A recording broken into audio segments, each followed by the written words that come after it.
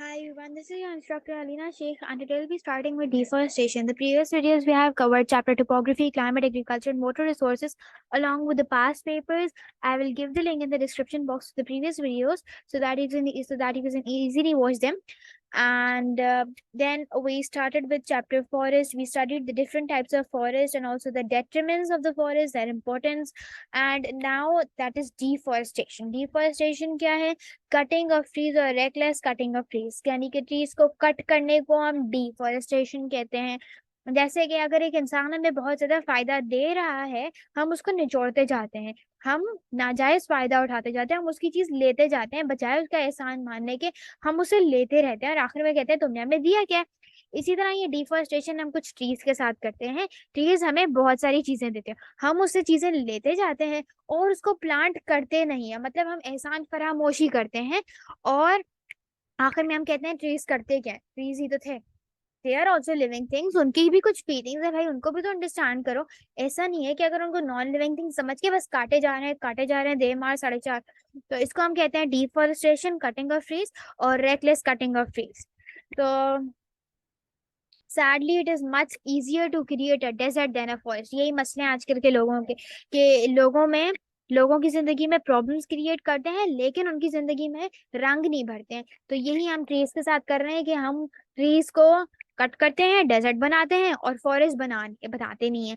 तो कॉजेस क्या है डिफॉरेस्टेशन के? अर्बनाइजेशन, टिम्बर फॉर इंडस्ट्री, ज्यादा से ज्यादा इंडस्ट्री, ज्यादा से ज्यादा घर बन रहे हैं, ज्यादा लोग इधर आ रहे हैं, तो सेटलमेंट प्रोवाइड करनी है, इंफ्रास्ट्रक्चर, रोड, वाटर, रोड वगैरह और ये ट्रांसपोर्ट वगैरह प्रोवाइड करना है, जिसकी वजह से हमने ट्रीज काट दिए हैं। ट्रीज को कहा है तुम हटो और अपनी जगह हमें दो, और हमने उसकी जगह पर कब्जा कर लिया। टिम्बर फॉर इंडस्ट्रीज, अब वो हमें बहुत ज्यादा टिम्बर देता है इंडस्ट्री के लिए, हमने उनको कट कर दिया। हमने कहा बस तुम जाओ, हमें अपने काम से काम है। जैसे जैसे जो सोने के अंडे देने वाली मुर्गी है, उसको एक ही दफा जिबा कर दिया। अब उसको ऐसे तो नहीं करना, ट्रीज को ऐसे से ग्रो करते रहो और फिर उसे लेते रहो फायदा। लेकिन नहीं, एक साथ कर लिया हमें, बस फायदा हो गया, बस छोड़ दो अब। लेकिन ये गलत बात है। Clearing land for farming, farming करनी है, ट्रीज काटो यहाँ से, हमने इधर आना है। Clearing land for fuel purposes, वही फ्यूल पर्पसेस के लिए कि फायरवुड चाहिए फ्यूल के लिए। बिल्डिंग ऑफ रोड्स, रोड्स बनाने हैं, और ओवर ग्रेजिंग ऑफ प्लांट, के लैंड की ओवर ग्रेजिंग भी कर रहे हैं। ये डिफॉरेस्टेशन है। इतने सारे दरख्त हैं, अभी भी बाहर कहीं जाएं, बंदा कोई अपने गार्डन में या फिर घर के बाहर अगर कोई बगीचा है उधर लगा ले, वहां पे आकर 2 दिन में कोई ना कोई आके सफाया करके जाता है। तो ये तो भाई गलत बात है, ये डिफॉरेस्टेशन का हाल है। इतने बड़े प्यारे से ट्रीज है और उनको तोड़ दिया, निकाल दिया। मेथड्स क्या है इसको ओवरकम करने के? अब overcome the problem of deforestation, create awareness among the people. आप सोशल मीडिया जिसका इस दौर में बहुत ज्यादा बोलबाला है, मैं जानबूझ के मुहावरात बोल रही हूँ क्योंकि अक्सर स्टूडेंट्स पीएससी इस्लामियात और उर्दू का एक साथ पेपर देते हैं। जब वो एक साथ पेपर देते हैं तो उनको मुहावरात भी उर्दू में चाहिए होता है। तो इसी तरह creating awareness among the people, social media जिसका इस दुनिया में बहुत चर्चा है, उसकी तोदी बोलती है इस दुनिया में, तो लोगों में आगाही पैदा की जाए कि भाई तुम लोग ऐसे नहीं करो, ट्रीज को नहीं काटो, ट्रीज के बहुत ज्यादा हमारे लिए फायदे हैं, उसकी इंपॉर्टेंस हमारे लिए आसमान से बातें करती है, कुछ उसका ख्याल कर लो। सप्लाइंग इरिगेशन फैसिलिटीज, जहाँ पर डेजर्ट है, जैसे थल एरिया है वो डेजर्ट है, लेकिन उस पे हमने इरिगेशन फैसिलिटी सप्लाई की है, और जब इरिगेशन फैसिलिटीज हमने सप्लाई की हैं उसकी वजह से ट्रीज ग्रो हुए हैं। Improve techniques of raising nurseries, modern method इस्तेमाल करो ट्रीज बनाने के। Planting trees along roads and open places, अब ओपन प्लेसेस हैं, रोड्स के करीब लगा दो ट्रीज। अभी शाहरा फैसल पर, यूनिवर्सिटी रोड पर कितने सारे ट्रीज थे, अब सारे काट दिए, हम सड़क बना रहे हैं। भाई ये क्या बदतमीजी है, ये तो गलत बात है। Provision of gas to northern areas, northern areas में गैस होती नहीं है, वो बेचारे किस पे गुजारा करते हैं, और डूबते दिन के सहारा दरख्त बनते हैं, वो दरख्त को काट लेते हैं और दरख्त में उठाकर उनको अपना ये फ्यूल फायरवुड वगैरह से लेते हैं। तो अगर गैस देंगे तो वो उनको नहीं कट करेंगे। बस selective cutting method, selective cutting का मतलब क्या है कि सारे ट्रीज को 2 मार 4.5 नहीं करना है। अब जो हमें ट्री काटना है वो काट लो, ऐसा नहीं है कि सारे के सारे ही काट दो जब दिल चाह अपने। समझिए उन्होंने जमीन काट दी, ऐसा नहीं करना। Selective cutting, selective cutting method, यानी मेथड वो यूज करो सिलेक्ट करके, चीज को पहले एरिया को सिलेक्ट करो फिर मेथड को सिलेक्ट करो। Restricting the use of bulldozers during selective cutting method, selective cutting method तो कहा कि बुलडोजर्स नहीं यूज करो क्योंकि उससे बाकी चीज भी इफेक्ट होता है। A nation that destroys its soil destroys itself. Forests are the lungs of our land, purifying the air and giving fresh strength to our people. अब फॉरेस्ट हमारे लिए इतनी इंपॉर्टेंस रखता है, लेकिन हम क्या करते हैं, उसको काट देते हैं। हमारे पास अपनी लंग्स है, हम कहते हैं बस हमारे लिए सही, लेकिन वो लैंड की लंग्स है फॉरेस्ट, उसको भी तो दो। वो कैसे सांस लेगा जब अर्थ सांस नहीं लेगा? हम कैसे सांस लेंगे? हमारे क्या फायदा होगा? हम इस दुनिया में कैसे रहेंगे? फ्रेश स्ट्रेंथ कहाँ से मिलेगी? और लोग अब बहुत ज्यादा परेशान रहते हैं, जाहिर सी बात है, आजकल प्रॉब्लम्स बहुत ज्यादा हैं। इस वजह से लोग चले जाते हैं दरख्तों के साथ, पौधों के साथ अपना काम गलत करने के लिए। तो वो कहाँ से करेंगे वो बेचारे? वो तो परेशान रहेंगे। अब क्या है, मैप ऑफ डिफॉरेस्टेशन इन पाकिस्तान, ये एरियाज ऑफ डिफॉरेस्टेशन है, और ये नजर आ रही है डेजर्ट। सवाल क्या है, name the areas of deforestation A and B. ये ए और ये है, एरिया कौन सा है? यहाँ पर हमें पता है सुलेमान रेंज होती है, इधर बलूचिस्तान और ये ऊपर केपीके वगैरह के बीच में सुलेमान रेंज है, और यहाँ सिंध वगैरह के बीच में भी ना इधर सुलेमान रेंज होती है, और यहाँ कोने में हम जानते हैं सफेद को है, तो हमने बता दिया। सेलेक्टिव कटिंग और जैसे अगर अगर इस डेजर्ट सी का पूछते जो हमारे पास बलूचिस्तान में, तो हमें पता है ये खारान डेजर्ट है। सिलेक्टिव कटिंग का मतलब क्या है? कटिंग ऑफ सेलेक्टेड सिंगल और group of trees known as selective cutting. Cutting of selected single और group of trees known as selective cutting. Selective cutting का मतलब है सेलेक्ट करें ग्रुप ऑफ ट्रीज या फिर ट्री को, फिर कट करें, तो इसको सिलेक्टिव कटिंग कहते हैं। एडवांटेजेस क्या है कि इससे ओवर क्राउडिंग कम होती है, और जैसे अगर इतने सारे चीज एक एरिया में ग्रो हो रहे हैं, वो compete करेंगे हर चीज के लिए, उनको पानी चाहिए, उनको लैंड चाहिए, उनको एयर चाहिए, उनको वाटर चाहिए, उनको सब कुछ है, compete करेंगे। तो बीच बीच में से थोड़े बहुत निकाल लें कि भाई ये फारिग चीज है, इनको साइड पे कर देते हैं, ताकि वो जो बड़े बड़े अच्छा खासे चीज है जो हमारे लिए फायदेमंद होंगे, हमने उनको वहां पे रख दिया। अब रिड्यूस ओवर क्राउडिंग और सेव वैल्यूबल स्पीशीज से कट नहीं होंगे, जिससे बहुत ज्यादा फायदा होगा। और डिसएडवांटेजेस क्या है, ये काफी एक्सपेंसिव है। पहले हम लोकेट करें कौन सी चीज है, वैसे तो अगर एक सिलेक्टिव कटिंग नहीं करें, ऐसे ही निकाल लें, तो ठा ठा ठा सारे नीचे गिरेंगे थे। लेकिन ये एक्सपेंसिव है कि पहले किसी को बंदे को हायर करें जो देखे कि भाई इस ट्री को कट करना है, उसको कट करना है, उसको भी तो पैसे देंगे। आजकल कौन पैसों के बिना काम करता है? चलें, इफेक्ट्स क्या है डिफॉरेस्टेशन के? Soil erosion due to water and wind. अब वाटर और विंड की वजह से हमारे पास डिफॉरेस्टेशन के इफेक्ट्स ये हैं कि सॉइल इरोजन है, सॉइल इरोजन होती है due to water and wind. Surface run off भी इंक्रीज होता है, floods, loss of crops and property, silt and reservoir disturb करते हैं वाटर सप्लाई। सॉइल इरोजन होती है, सरफेस रन ऑफ बढ़ता है, फ्लड्स बढ़ते हैं, क्योंकि हम पढ़ के आए थे कि ट्रीज होते हैं तो फिर वो पानी को अंदर सॉइल के अंदर एब्जॉर्ब कर लेते हैं, इनकी रूट्स एब्जॉर्ब करती हैं, तो उनमें फ्लड नहीं आता, रिड्यूस होते हैं। लेकिन अब ट्रीज ही नहीं होंगे तो फ्लड्स तो आएंगे। Loss of crops and property damage होगी। सिल्ट एंड रिजर्वोयर, जब सॉइल इरोजन होगी और सरफेस रन ऑफ बढ़ेगा, तो सिल्ट, सैंड, ये सारी सिल्ट, सैंड वगैरह, जो पत्थर वगैरह हैं, ये मिलके आएंगे जमीन उसके पानी के साथ। और जब ये रिजर्वोयर्स या डैम्स में चले जाएंगे, तो उसमें सिल्टेशन होती है, मतलब अक्यूमुलेशन ऑफ सैंड, क्ले, ये जो बोल्डर्स वगैरह कुछ छोटे से पत्थर वत्थर होते हैं, ये चले जाते हैं उसके अंदर। रिजर्वॉयर उसकी कैपेसिटी रिड्यूस करते हैं, जिससे एचईपी प्रोडक्शन इफेक्ट होती है, पानी कम स्टोर होता है, तो ये disturb of water supply. Silt and reservoir, less yield कम होती है, और लॉस ऑफ इनहैबिटेंट, लोगों के और वो जो परिंदे हैं उनके घर चले जाते हैं, पोल्यूशन ज्यादा होती है, कुछ स्पीशीज की एक्सटिंक्शन भी हो जाती है। Deforestation can cause degeneration and destruction of the environment and loss of food and resources. Deforestation affects the ecosystem in many ways. Deforestation exposes the land to the forces of wind and water, especially on the foothills of mountains. The topsoil is eroded away.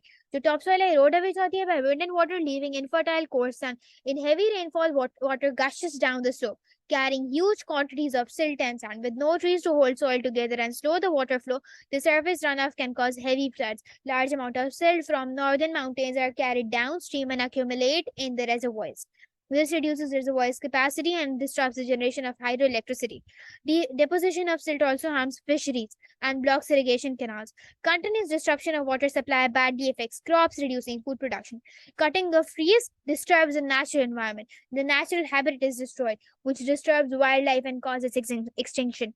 With less vegetation, there is less evapotranspiration. The climate changes resulting in less rainfall, which may lead to lower crop yields. In Pakistan, forest resources are already meager, and वो constant stress में है, क्योंकि बहुत ज़्यादा reckless और unauthorized cutting हो रही है, पॉलिटिकल प्रेशर, एडमिनिस्ट्रेटिव मिसमैनेजमेंट से बहुत ज्यादा ये क्राइसिस इंटेंसिफाई हो रहे हैं। और अब बहुत ज्यादा जरूरत है कि इसको खत्म किया जाए और मैनेज किया जाए, फॉरेस्ट रिसोर्सेज को एक साइंटिफिक बेसिस पर एफॉरेस्टेशन, री एफॉरेस्टेशन प्रोग्राम्स को लाया जाए, ताकि ये मसले हमारे खड़े नहीं हो। यही अभी मैं आपको कोटेशन फिर से दिखा रही हूँ कि भाई अगर हम डिफॉरेस्टेशन करेंगे, इसके इफेक्ट्स हमारे ऊपर ही बहुत ज्यादा हार्मफुल होंगे और हमें ही इससे पछताना पड़ेगा। अब reversing deforestation is complicated, planting a tree is simple. अगर एक ट्री को प्लांट करें तो वो सिंपल है, लेकिन डिफॉरेस्टेशन को रिवर्स करना इज समवॉट थोड़ा सा डिफिकल्ट। तो भाई ट्रीज को ही ना काटें ताकि मसले ही ना हो।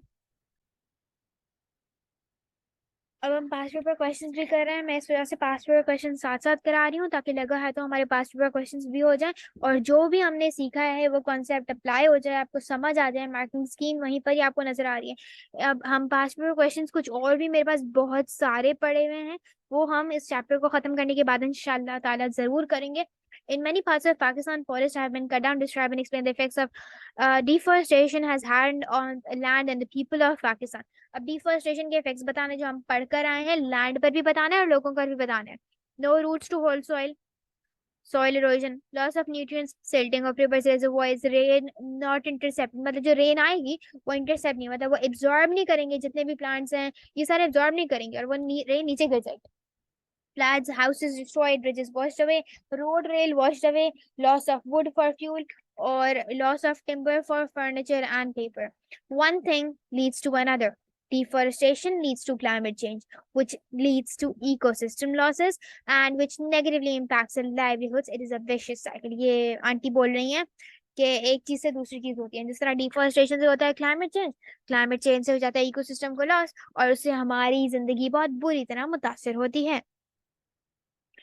There has been deforestation within areas with national forests. How has this problems caused for communication? Communication में क्या problems आई हैं?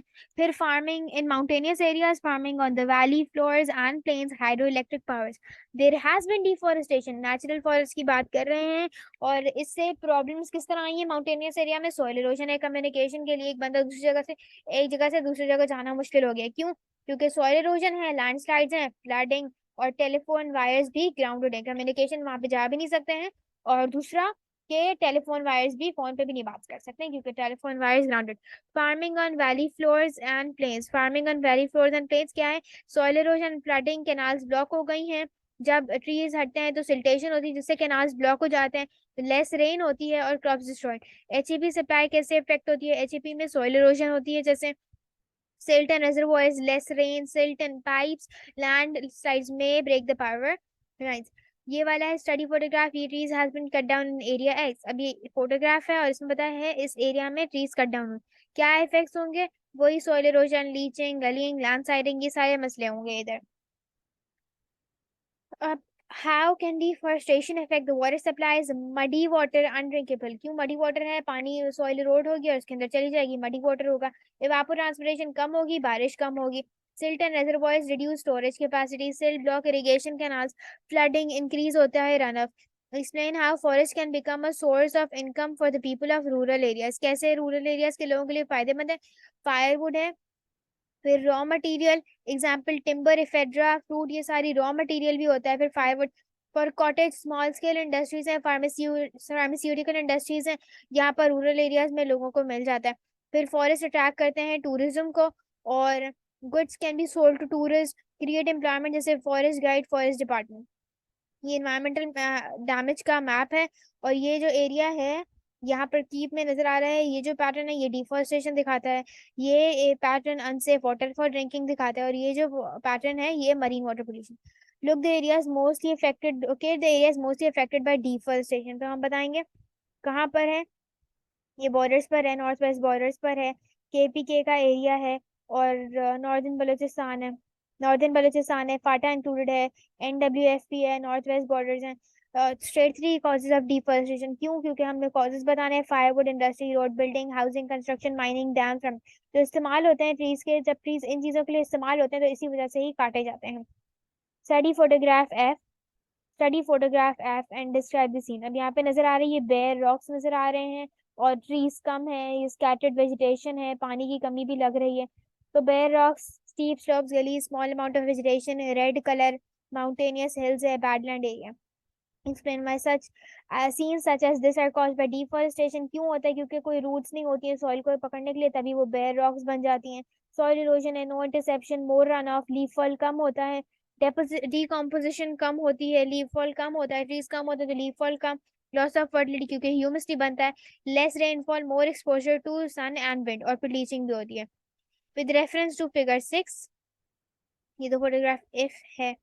With reference to figure 6, explain how deforestation can cause soil erosion.